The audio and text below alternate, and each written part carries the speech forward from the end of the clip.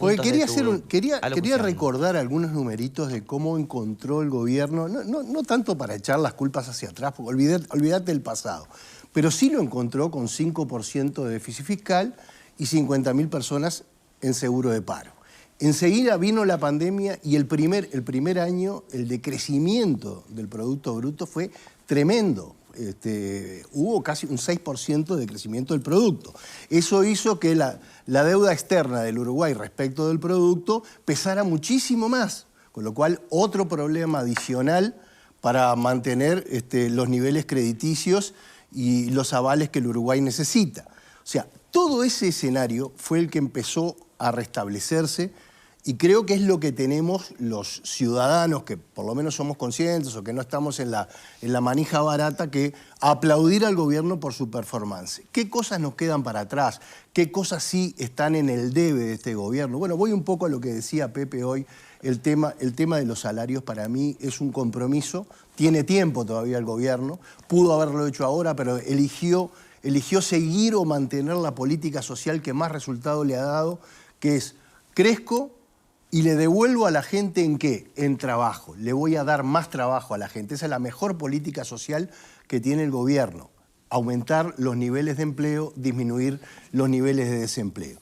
Pero en el debe está el famoso tema de la pérdida del salario real y también el tema del famoso IRPF. O sea, el cambio de criterios de cálculo, es cierto lo que dicen algunos sectores, que influyó e impactó negativamente en una cantidad de gente. ¿Por qué? Porque en la franja más baja, hoy necesitas, con 1.200 pesos menos, entra una cantidad de gente más que paga el impuesto que antes no lo pagaba. Esas son las cosas que me parece que tiene que los apuntar. jubilados, para que te Y haya también tocado el el tema de IAS, los jubilados. Pero cuando uno hace el análisis de la composición de la estructura tributaria del Uruguay y analizás 2018-2019, gobierno anterior, con este gobierno, los porcentajes son idénticos. O sea, lo único que ha cambiado es el mejor manejo de las finanzas públicas. O sea, no ha habido un cambio regresivo como que podría plantear el PIT-CNT o el Frente Amplio. Eso no ha pasado. La composición sigue siendo más o menos la misma. Los impuestos al consumo siguen estando en el orden del 58%. Si comparás el IVA importa un 48% de todos los impuestos y el IMESI un 9%. Eso era así en el 2018-2019. Sigue siendo así en el 2022. El impuesto a la renta. Bueno, el IRPF era el 18% en el gobierno pasado, ahora es el 17%, es casi idéntico. El IRA es el 12% y el IAS importa el 3%, que era lo mismo que sucedía en el gobierno pasado. Los impuestos a la propiedad ascienden al 6% en total entre el ITP y el impuesto al patrimonio.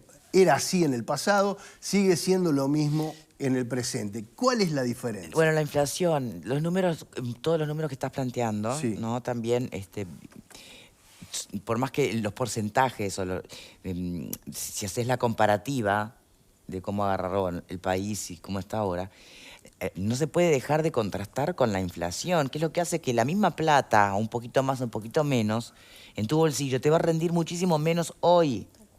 Sí, pero la inflación tiene dos componentes. Un componente internacional que es inevitable. Estamos en un escenario No de guerra.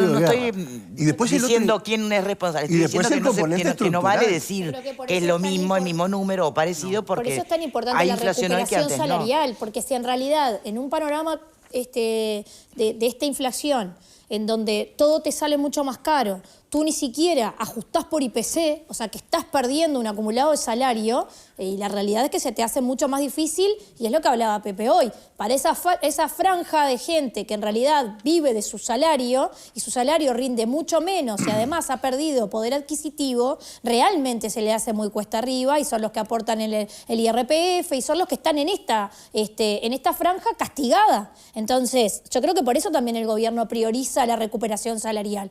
Es necesario que la gente recupere el poder adquisitivo que perdió. En realidad, hasta lo hemos cuantificado en jornales. O sea, lo va a tener que hacer para cumplir con su compromiso. Exactamente. Y se lo vamos a pedir todos. Los que están del otro lado de la mesa y los que estamos de este lado de la mesa, se lo vamos a pedir porque es un compromiso de campaña que obviamente lo puede cumplir en la medida que la economía uruguaya crezca. Entonces, por eso que es bueno este anuncio, ¿no? Porque además la economía se nutre de la confianza de los agentes. O sea, los agentes tienen que tener confianza en el sistema para poder invertir, para poder apostar a la economía. Entonces, me parece muy importante lo que pasó ayer. Es importante ayer. que generen puestos de trabajo. Vos todavía tenés renovados los jornales solidarios, el plan ABC de la Intendencia de Montevideo. Ahí hay miles de personas que están con esos puestos de trabajo, que están con pinzas, ¿no? O sea, la realidad es que se siguen renovando. ¿Hasta cuándo?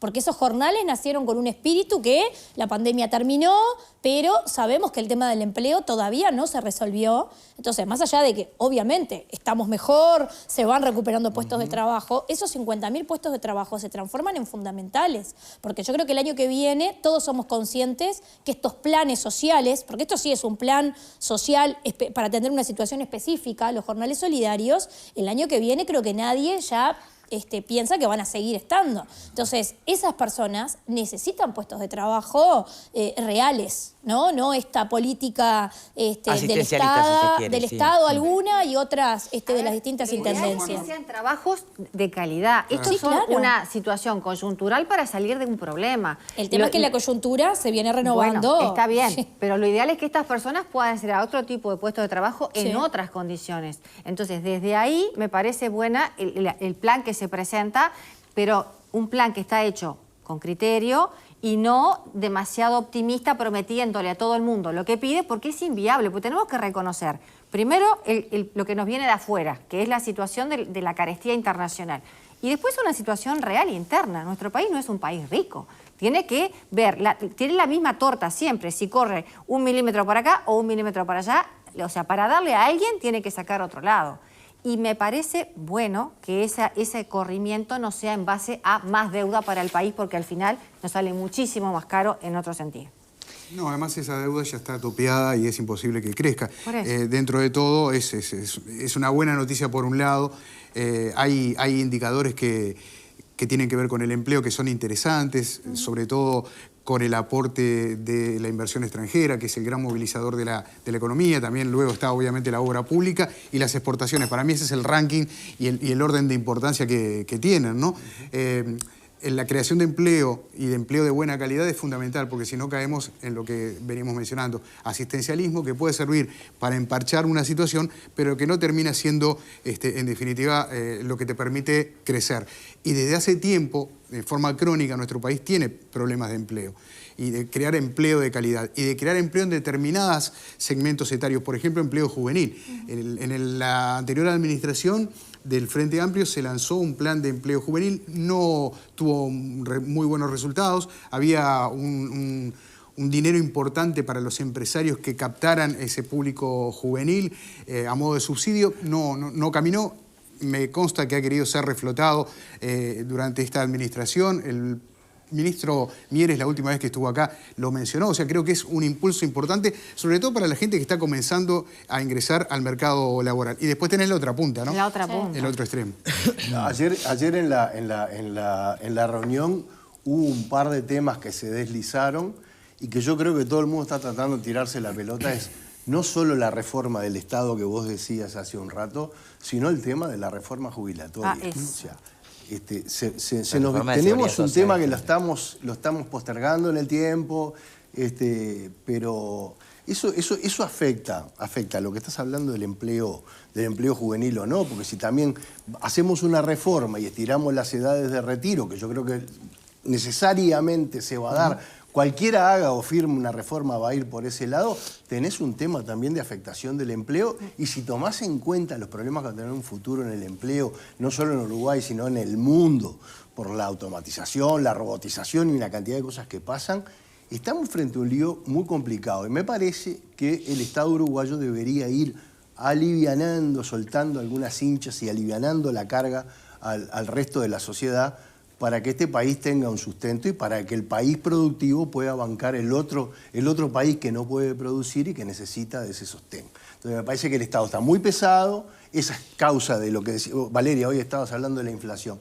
Una causa importante de la inflación puede ser lo que nos pase, o sea, la inflación que heredamos del mundo.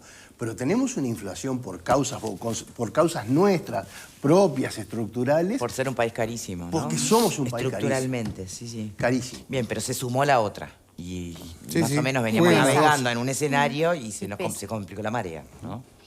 Bueno, dejamos por acá, vamos a ver cómo sigue. Insisto que aparte de todo esto son anuncios, después hay que ver qué es lo que se termina efectivamente votando.